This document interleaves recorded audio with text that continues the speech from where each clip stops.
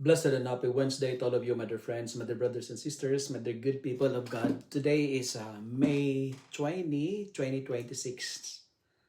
As I reflect on today's gospel from the beautiful and the wonderful account of the gospel of John chapter 17 verses 11b to 19, I am deeply moved by the realization that before Jesus entered into his suffering, his heart was occupied not with himself, but with his disciples.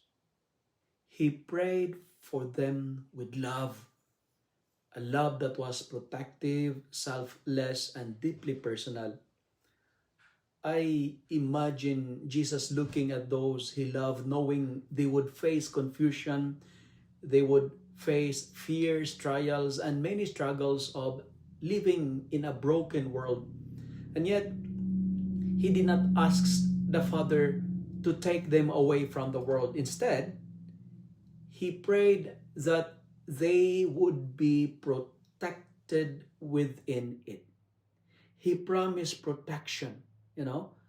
This speaks to my own life because many times I ask God to remove my burdens, to eliminate my struggles, my stress, my limitations, or take away difficult situations.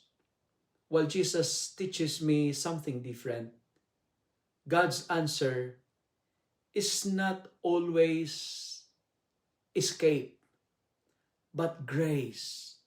Not always removal from hardship, but strength to remain faithful in the midst of it.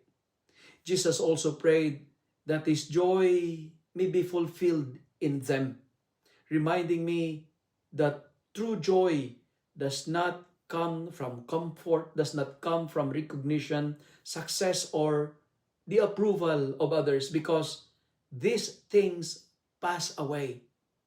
But real joy comes from knowing that I belong to God and that my life has meaning in Him.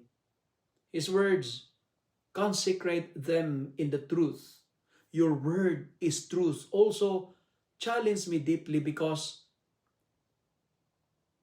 to be consecrated means to be set apart for God's purpose, not separated from people, but transformed in heart while living among them.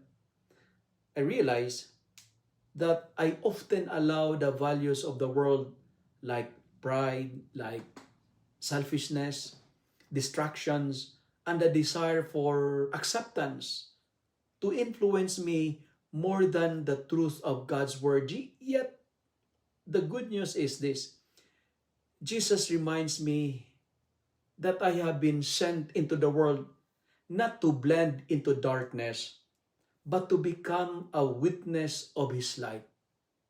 This gospel, my dear friends, my dear brothers and sisters, invites us to remember that our mission as a disciple is not simply to believe in Christ, but to live Christ, carrying His truth, carrying His love, His joy, and His presence into every place and every person we encounter every day. And what is interesting, He does not only promise protection, but He also promises joy. If you love and like this reflection, kindly share it with your friends, share it with your family, make the Word of God viral so that many will be blessed. Amen.